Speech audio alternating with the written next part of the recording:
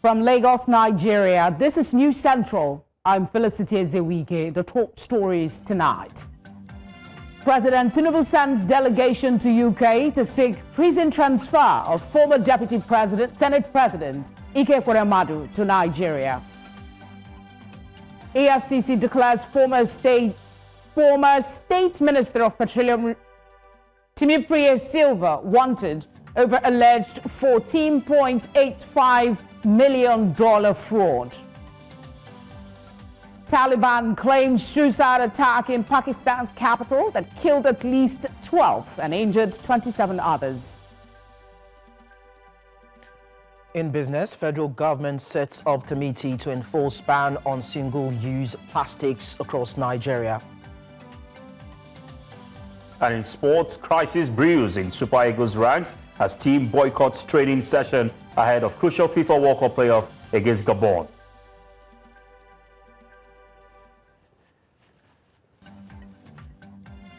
Thank you for tuning in. Tonight begins now.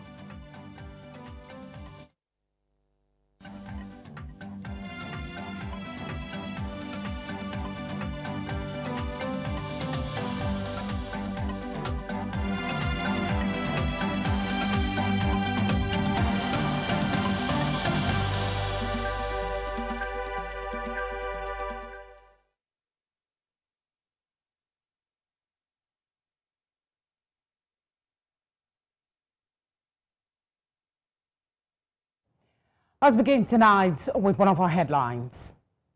President Bola Tinubu has sent a high-level delegation to the United Kingdom to seek the transfer of former Deputy Senate President Ike Ekweremadu to Nigeria to serve the remainder of his prison sentence. The delegation, which includes Minister of Foreign Affairs Yusuf Tuga and Attorney General Lateef Fagbemi, met with officials from the UK Ministry of Justice on Tuesday, both of whom seem to have begun talks. Ekweremadu has been in the UK custody since March 2023 after being convicted for organ trafficking under the UK Modern Slavery Act. He was sentenced to 9 years and 8 months in prison, while his wife was released earlier in 2025. The Nigerian government is pursuing legal avenues to facilitate Ekweremadu's transfer on humanitarian and legal grounds. Coming up, FCT Minister Nyesom Wike prevented from accessing Abuja property allegedly acquired illegally.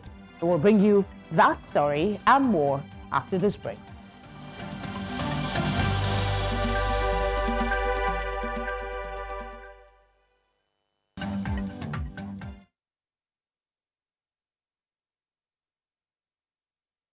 Thank you for staying with us. Let's now get on with the story about the federal government seeking to bring former Deputy Senate President Ike Ekweremadu back to Nigeria to complete his prison sentence. I'm joined now in the studio by constitutional lawyer Jide Ologu. Thank you very much for being here.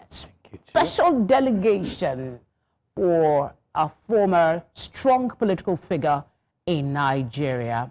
Why now? What are your thoughts about this move by the federal government? I think the federal government should have considered some variables before deciding that it should be now. But what we know is that there was this agreement signed in January 2014 between the UK and Nigeria on prisoners exchange. Coming out of the communique that marked the meeting of the former president Dr. Goodluck Ebele Jonathan and David Cameron in 2011. And by virtue of that agreement, there can be exchanges of prisoners. And then diplomatically, Nigeria is engaging with the UK. And then when the prosecution was on, shortly before the conviction, there were efforts by the National Assembly in Nigeria, by ECOWAS and Chief Olusegun Obasanjo to plead for leniency from the UK, but the UK insisted that no, we have zero tolerance for organ harvesting and modern slavery, and proceeded to convict him and the wife for those crimes, and of course the legal counsel also.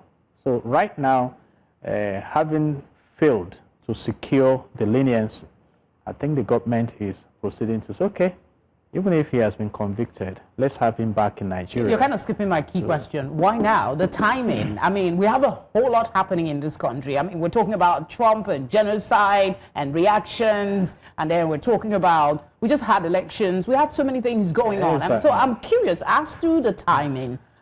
We know that there is an agreement of prisoner transfer, but we'll talk about that. But I just want to hear your thoughts about. I'm not in the Federal Executive Council, but I will speak as a public relations practitioner that the timing may be suspicious because, like you rightly mentioned, right now there are bigger issues confronting Nigeria, the allegation of genocide against Christians, the need for us to move against insecurity in the land, and other pressing issues, and the fact that some citizens are beginning to complain that this government may be more interested in politics than in governance. So some suspect that the zeal of the government is toward securing victory for the president in year 2027. And politically speaking, Ekweremadu remains a political figure in Nigeria to reckon with. So some may say that it may be more political than... Okay, what are the typical conditions for this transfer? Does he meet it, and will his political status influence the decision? You said earlier that he pleaded for a leniency and that didn't happen, but do you think that will work now? You see, peeping into the mindset of the UK, his political status in Nigeria may not influence his release.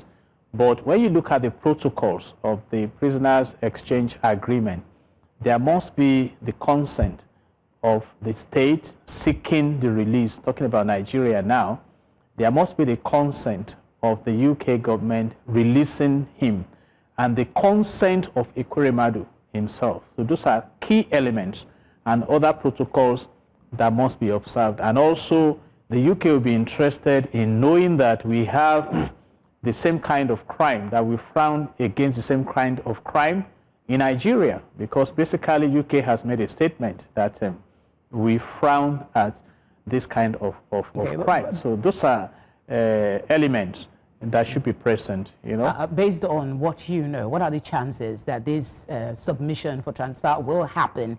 And on the flip side of that, what kind of message do you think this move is sending to not just Nigerians, but the global community about accountability and fairness in international justice?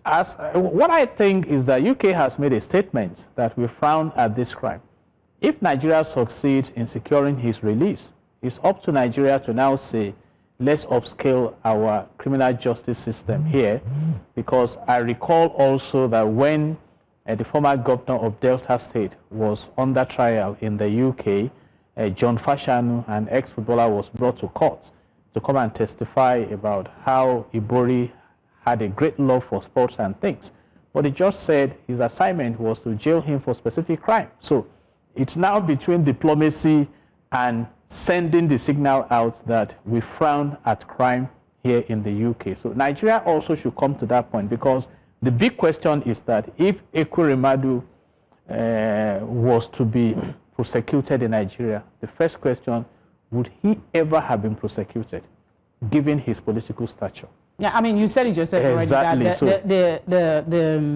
the punishment is already a statement in itself, that they frown on that crime. But I'm just looking at him being transferred here. That transfer in itself, what message will it send? In 40 the message he's sending is that, okay, it's up to you, Nigeria, we have released him. It's either he continues, because that is one of the conditions, that he will continue the sentence, and we may decide to pardon him even in the aircraft before he lands. I mean, we've had instances where some have been convicted in Nigeria and they got state pardon with the consent of the Council of State. So the big question is that what is our position concerning fighting crime in Nigeria? And the UK will leave us to that. They have stated that they do not tolerate crime in their community. So, and I think that's a lesson we should learn. But by and large, right now in the public space, some may have the perception that the government is not serious about the situations confronting us, and they are now making a political move to get a politician out of the UK prison. Judy, as always, thank you very much for speaking with us. God bless Nigeria. Thank you.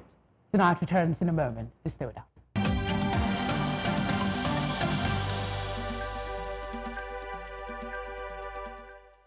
You're watching Tonight on News Central. A reminder of our top stories.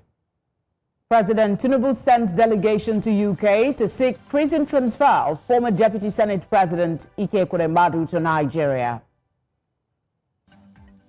EFCC declares former State Minister of Petroleum Timipre Sylva wanted over alleged $14.85 million fraud. Taliban claims suicide attack in Pakistan's capital that killed at least 12 and injured 27 others. Thank you for staying with us. The Economic and Financial Crimes Commission, EFCC, has declared former Bayelsa State Governor and former Minister of State for Petroleum Resources, Timipre Sylva, wanted. In a notice posted on its official X handle, the anti-graft agency said Sylva is wanted in connection with an alleged case of conspiracy and dishonest conversion of $14.8 million. According to the EFCC, the funds were part of monies invested by the Nigeria Content Development and Monitoring Board into Atlantic International Refinery and Petrochemical Limited for the construction of a refinery. Meanwhile, the former Bayelsa State Governor has responded to the public notice, saying that the Commission did not observe any protocol before declaring him wanted. In a statement by his Special Assistant on Media and Public Affairs, Sylva noted that EFCC only took to social media to announce quite unceremoniously that it had declared the former minister wanted. Now, Tuesday didn't seem to go as planned for the Minister of the Federal Capital Territory, Nyesom Wike, as he was involved in a shouting match where he was unusually confronted by a military officer over a land said to be illegally acquired. The minister accused the officer of unlawfully taking possession of a parcel of land in Abuja's Gaduwa district, linked to a former chief of naval staff. Tensions escalated as Wike challenged the officer's claim, questioning why military status was being used to assert ownership. The minister criticized what he described as intimidation and obstruction of government activities by military personnel, insisting on lawful conduct in land management. Nobody does that. We did not carry anybody. The man took the Arab, we will not allow going for the chief of naval staff, and then for you to carry land. Sir, everything was acquired legally. Will you stop that? You get the Will you stop that? Sir, I'm an officer, I have integrity. Shut up, your mouth, good officer. I will not shut up. Will you get out? Sir, I won't shut up. Sir, I was in school, you're not in school. Sir, you can't shut Will me you up. keep quiet? Get me a big food. I'm not You are a big fool. I'm not a fool, You sir. can shoot anybody like Sir, that. I'm not You a are big fool. fool. Who are you? I am not a fool, sir. As for the time I graduated, you are in primary school. I'm acting on orders. Take for each You can't other. call me a fool. And this year, you will see whether you will not be there. Sir, you can't call me a fool. You have to put up your I'm an mind, officer. put up I'm not a fool, sir. I'm an officer. You would have killed everybody here. No, we won't kill anybody. We won't kill anybody. We are acting on orders.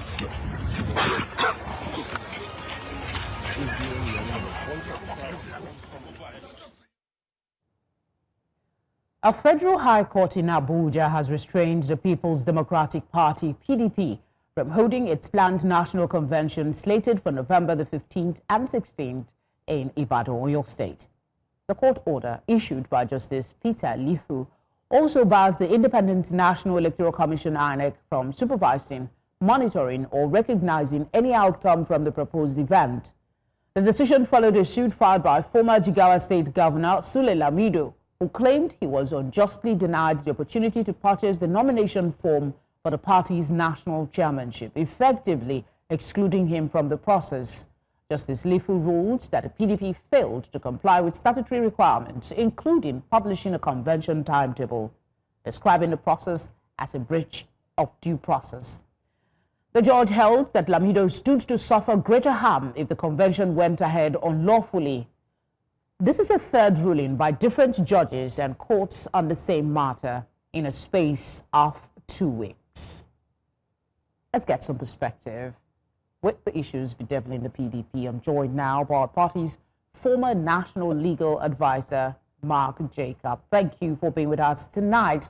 From a legal standpoint, how should the PDP be interpreting this 3-court judgment, 2 restraining it and 1 permitting the convention, taking into cognizance that one is a federal court and the other is state?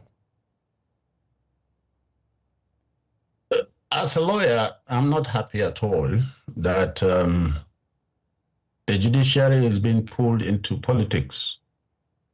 Any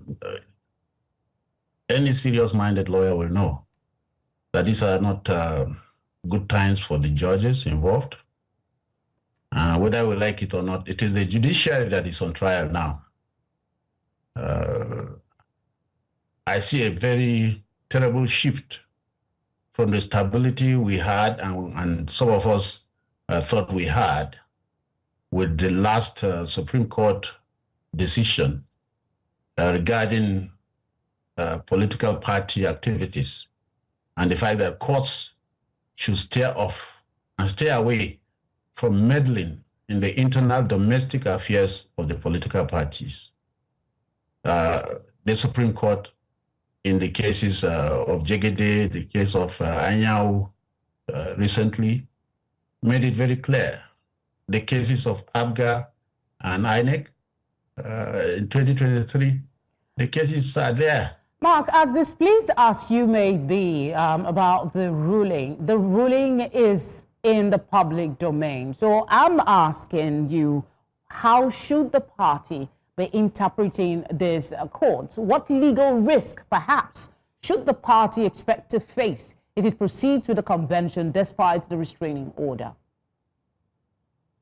I'm aware that the party has decided to proceed with the convention, and it's basing its decision on the fact that there are two decisions of courts of coordinate jurisdiction. The Federal High Court and the High Court of the state are the same, they are of coordinate jurisdiction. So there is none of them that is superior to the other. And when parties or judges or even institutions are confronted with two parallel decisions on the same issue, they are at liberty to pick and choose which one to obey. And I believe that that is what the PDP is doing. I won't be surprised if INEC does the same thing, to pick and choose which one to obey. The police, the courts are free, because once you have such coordinate decisions, the gate is open for you to pick and choose, which ought not to be the situation. But like I said at the beginning, when judges refuse to follow the decisions laid out by the superior courts, this is what happens. I don't blame the parties that are before the courts. I blame the judges that also elect not to follow the decisions of the Supreme Court and Court of Appeal. The High Court, the Federal High Court, and the High Court are lower courts to the Court of Appeal and the Supreme Court. So judges ought to be guided. There are very clear issues that the lower courts should not bother themselves. Once they see those things, they should steer clear. Okay. I have read the in the interest of time, sir, I have to interject. In the interest of time, I wanted you to speak specifically to, you're saying they have the right, but would there be any repercussion for the party should they choose to go ahead with the convention like you have said? And quickly, if you can, your thoughts on the call by the NJC. You obviously are displeased with the rulings to sanction A.L. Akintola, the judge in Oyo State, over what they describe as judicial indiscretion and abuse of office for issuing that ex parte order that contradicted a subsisting judgment of the Federal High Court. I'm not aware that the agency has said anything to that effect because I didn't see it anywhere in the mainstream media. Perhaps it is something that people want to hear or they want to petition the NJC. Fine, they have a right to do so. But on the flip side, people should also be quick enough to say that the judges who unilaterally depart from the laid down decisions that flow from the highest court of the land ought to be sanctioned by the NJC before any other person is sanctioned. Because you don't just wake up and go outrightly against the position of the Supreme Court, knowingly that that is the position. It is wrong, and those judges ought to be cautioned So Motosho also has a question to answer. Why is he kicking against the position of the Supreme Court and the Court of Appeal that are superior to him? Those are the questions that must be answered. I'm not standing in for Justice Akintola, but he has his own basis of giving the decision, the orders that he issued. But the entire judiciary ought to be questioned, ought to be scrutinized. The judges that are issuing all these orders left, right, and center without reference to existing positions of the Supreme Court ought to be cautioned. All right, Mark, thank you so much for speaking with us. Thank you. Still ahead, protesters lay outside COP30 summit to call attention to deaths of activists and journalists. Details of this and more when we return.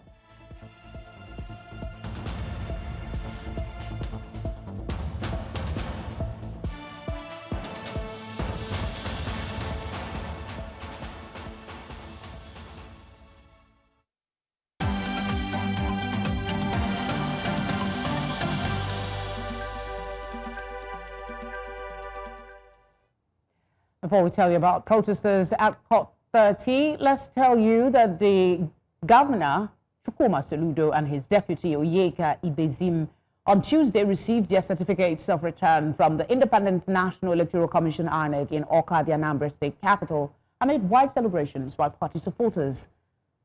The presentation marks a key milestone in their re-election, making Soludo the third sitting governor of the state to secure a second term on the platform of the All Progressive Grand Alliance, ABGA. Soludo claimed victory in the November 8 polls, polling 422,664 votes and winning across all 21 local government areas of the state. So I want to use this opportunity finally to Ndi Anambra once again to thank you. Thank you for the trust.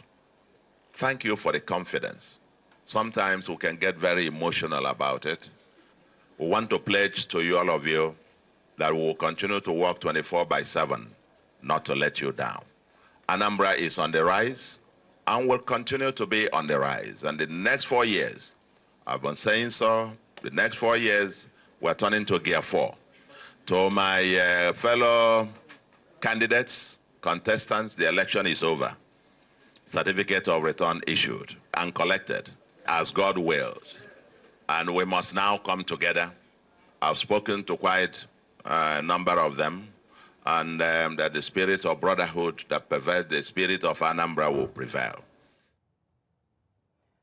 Nigeria's security challenges continue to cast a shadow over many communities. In Plateau State, Reverend Ezekiel Dachomo says his community has faced repeated attacks, including the brutal killings of his own family members. He believes Christians are being deliberately targeted, a claim the federal government strongly denies. News Central brings you this exclusive conversation. This is where I grown up. And the Fulani knows that that is my village. They invented chanting Allah Akbar, Allah Akbar, sporadic shooting all over the village from different angles. And this is the sound of their guns. I don't know whether it comes from, is it Iraq or Iran or anything. You hear kukum, kukum, kukum, kukum, kukum, kukum, kukum. This is the sound of the terrorists in Islam. And when they enter the village, and this is what happened. They move after that night. Those that were able to escape helter-skelter, they were able to go and hide. Then they burned the villages. I was called. I have to take a journalist to that village the following morning. Because I wanted to go down there. They said, no, don't come this night. They can do something for you. I was crying. I couldn't sleep. My wife is here with me. She knows I was restless in Bukuru that time. Until when it was in the morning, I was able to move. Come and see children that came out from the bush and they were in trauma. Women that hid themselves and went reluctantly into the village. The youths that escaped, they gathered themselves and come back into the village. They were following me into the house. What will I see? I was able to see my grandmother that I grown up with in Gomata. The concluding part of this exclusive plays tomorrow, Wednesday at 7 p.m. Do tune in to News Central as Reverend Dachomo shares more of his experience on the plateau. Staying with security matters, the Association of Senior Civil Servants of Nigeria has condemned the abduction of 6 directors from the Federal Ministry of Defense by unidentified gunmen in Abuja. Describing the attack as a national embarrassment, the union urged security agencies to intensify rescue operations and ensure better protection for civil servants, especially those in sensitive ministries. According to the statement, those kidnapped are Ngozi Ibesiu, or C.A. Eberibe, Helen Ezako, C.A. Ladoye, J.A. Onwuzurike, and Catherine Essien.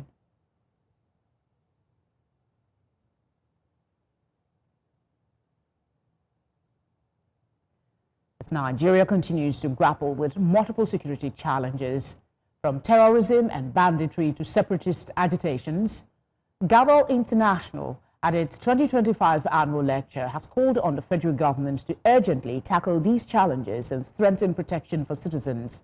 News Center's Omolola Ololade has more. Excellence.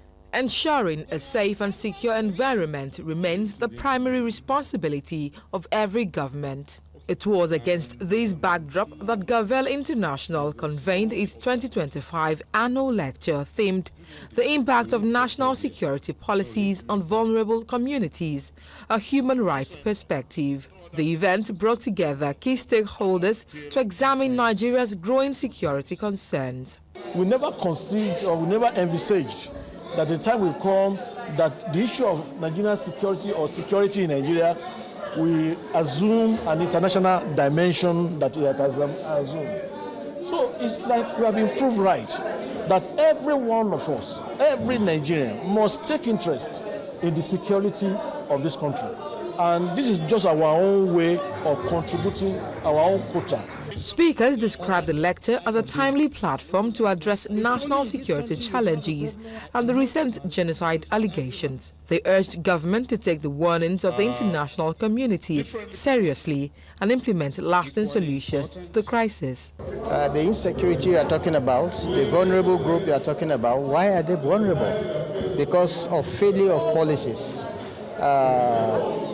Insecurity in the form of lack of employment, poverty, so many things. And so the government can, by ensuring effective implementation of those policies. We have all come to realize that it is not only the Christians that are being killed by all these so-called the bandits and the Boko Haram and the extremists. Muslims too are affected. But how do we describe what the carnage, if not genocide? So it is still genocide, either to the Christian or to the Muslim.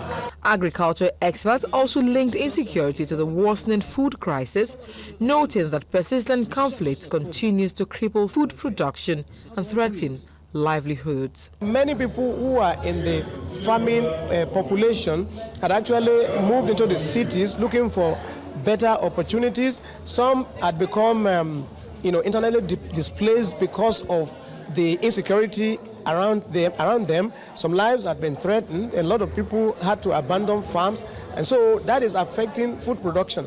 Stakeholders expressed hope that discussions from the forum will prompt decisive government action to restore peace and stability, positioning Nigeria once again as a beacon of progress and security in Africa.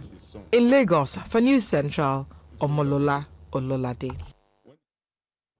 Many thanks, Omolola. President Bola Tinubu has received the Chief of Army Staff, Lieutenant General Y.D. Shuaibu, at the State House in Abuja as part of ongoing efforts to strengthen national security. The Army Chief briefed the President on his recent visits to the Northeast and other regions of the country, assuring that the military remains committed to improving safety nationwide. According to General Shaibu, Nigerians should expect improved security across the country following renewed strategic operations and field assessments by the Nigerian Army. I just came to brief him on the outcome of my visit to the Northeast region and look at the other security situation across the country, which was satisfactory within this period.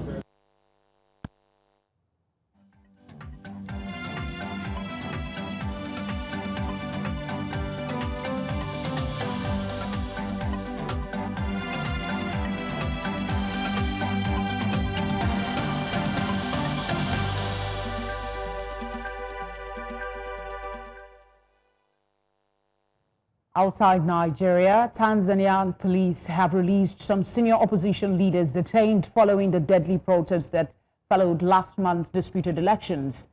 The party said on social media that 4 senior Chadema officials arrested last week for their alleged role in the protests were released on bail on Monday. The unrest came when authorities cracked down on demonstrations against the re-election of President Samia Hassan, who was declared winner of the disputed election with nearly 98% of the vote. Now, let's tell you about that protest at COP30 climate summit in Brazil. Protesters laying covered in white sheets are drawing attention to the deaths of activists and journalists killed defending land, territories, and natural resources. The demonstration highlights the ongoing dangers faced by environmental defenders worldwide. COP30, held in the Amazon rainforest, is a critical global meeting focused on climate action, forest conservation, and sustainable development. The protest at this international gathering calls for increased protection and justice for those risking their lives to safeguard the environment. Now to one of our top stories tonight. Pakistani Taliban has claimed a suicide attack outside a court in Pakistan's capital, Islamabad, that killed 12 people and injured at least 27 more. The TTP said their fighter targeted a judicial commission in Islamabad, aiming at judges, lawyers, and officials involved in decisions under what they call Pakistan's un-Islamic laws. Meanwhile, Pakistan's Prime Minister had earlier accused India of sponsoring the deadly attack, which a spokesperson for the Indian government has swiftly denied, describing it as baseless and unfounded allegations. Tonight returns with business, sports, and entertainment news. Stay with us.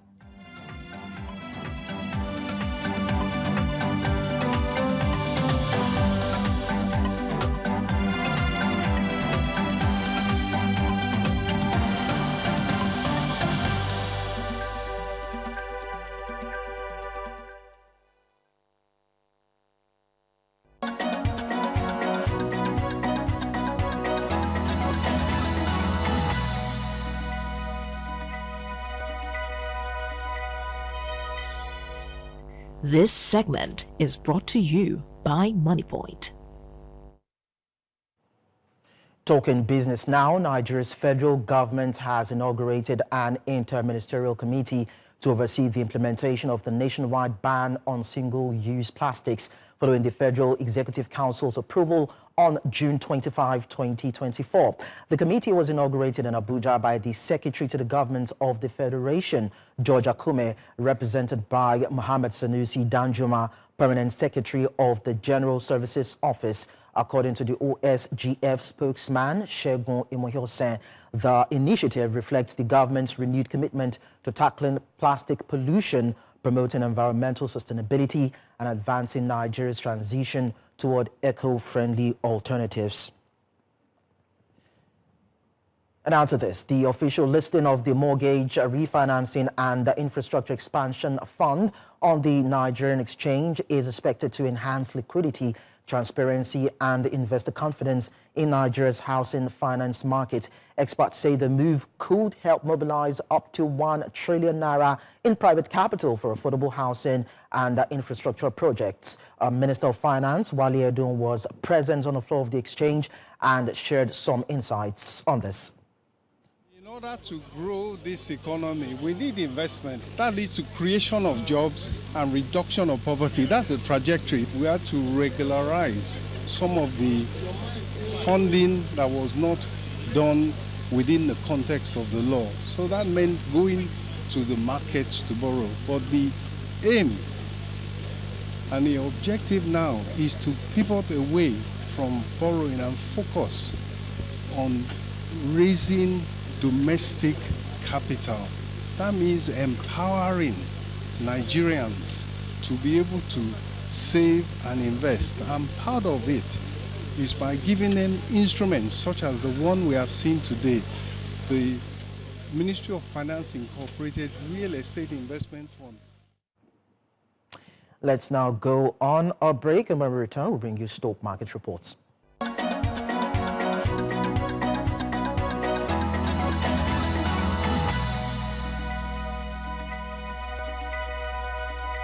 Now looking at the equities markets, the all-share index closed at 141,327.30 points, down 5.01% as market capitalization fell to 89.88 trillion naira. You can see the differential minus 5.01% right there from yesterday's track of about 94.52 trillion naira in market cap. Let's look at sectoral performance, starting with the banking sector, which actually slumped 7.27% right there. Sell-offs deepened, driven by jitters over the newly proposed capital gains tax and renewed flight to fixed income assets. Insurance fell 4.33%, with weakness in Cornerstone Insurance and ICO reflecting a broad investor aversion to risk assets. Oil and gas also lost 4.65% due to oil majors drop. Consumer goods fell 2.2%, as we see here, with by profit taking the select stocks, while industrial goods fell by a whooping 8.55%. Now, aside the CGT, foreign policy tension following recent global statements on Nigeria, portfolio rotation towards high-yielding fixed income instruments and weak economic indicators continue to fuel the bearish run. That's it on business. I am Lekon Obanjo.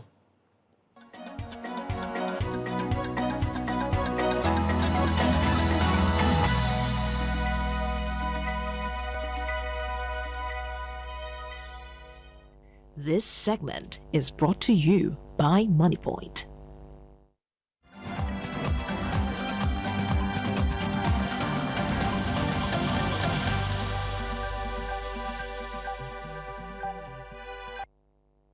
Welcome to Sports Update. I'm Favor Etua.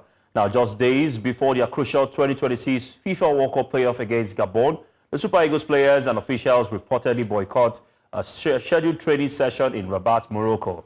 According to credible reports, the players are demanding a special bonus ahead of Thursday's playoff. The situation has been further fueled by frustration over alleged unpaid entitlement dating as far back as 2019. Now, earlier this year, President Bola Tinubu approved 12 billion naira for the Nigerian Football Federation to clear outstanding payments owed to the Super Eagles and other national teams. However, it remains unclear if the NFF have received those funds. Meanwhile, the National Sports Commission is said to be working behind the scenes to resolve the impasse. Now, Gabon's national team has already arrived in Morocco for the fixture, with the winner advancing to face either Cameroon or DR Congo on November 16th.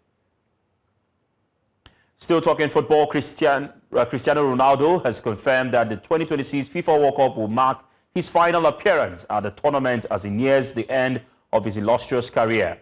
Now, speaking via a video link at the Saudi Forum, the 40-year-old Al Nassr forward said he plans to retire from football within 1 or 2 years. The five-time Ballon d'Or winner, who has scored over 950 goals for club and country, aims to feature in his 6th World Cup, having reached the semi-finals in 2006. Now, Portugal can secure qualification for the tournament in the United States, Canada, and Mexico by defeating Ireland on Thursday. Ronaldo joined Al Nassr in 2023 after leaving Manchester United for a second time. let's be honest. When I mean soon, it's probably 1-2 years. I'm still be at the game. So you expect this World Cup to be your last, do you? Definitely yes, because I will be 41 years old, and I think will be the moment. And now to boxing. Momentum continues to build ahead of the middleweight rematch between Chris Eubank Jr. and Conor Benn this Saturday. Thousands of fans will watch on Tottenham Hotspur Stadium as the sons of two British boxing legends face each other in another installment in one of the most extraordinary rivalries in sport. The 36-year-old Eubank Jr. won the first fight in April via unanimous decision, inflicting only the first loss in 29-year-old Benn's 24th fight career. Now, while there will be no titles or belts on the line, family reputation and bragging rights are up for grabs. Both fighters had their grand arrival today, while the final press conference and official weighing ceremony will take place later this week. And that wraps it up on Sports Update. Tonight continues with entertainment.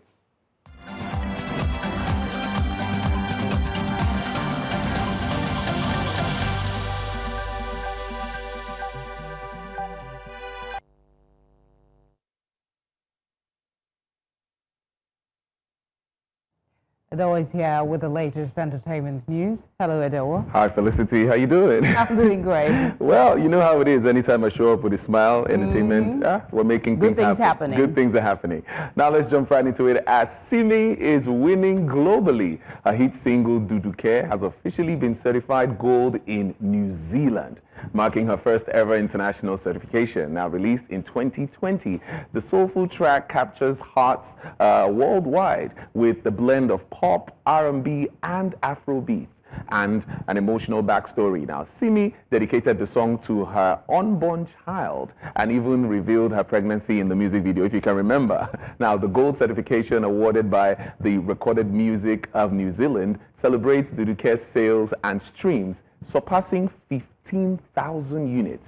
Now, this milestone doesn't just highlight Simi's artistry, but also shows how far Nigerian music has traveled from Lagos to New Zealand. Duduke continues to connect people across continents. One thing's clear, Simi's voice and vibe are truly golden. Yes, if I should say so myself. And big congratulations to her on that. While Hollywood has lost one of its greats, yes, actress Sally Kirkland has passed away at the age of 84. Now, the Golden Globe winner and Oscar nominee, best known for her powerful performance in the 1987 film Anna, died at a hospice in Palm Springs after battling dementia and other health complications. With a career spanning more than 6 decades, Kirkland appeared in over 250 films and TV shows, earning her a reputation for her passion, authenticity, and fearless artistry. Beyond the screen, she was known for her spiritual outlook and mentorship to younger actors. Now, Sally Kirkland, she leaves behind a legacy of brilliance, courage, and creativity that shaped Hollywood for generations. A true-born icon, gone but forever remembered.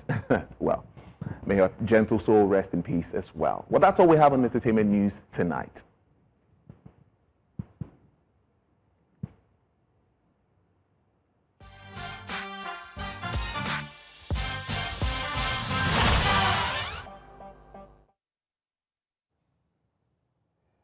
And that's the news we have for you tonight.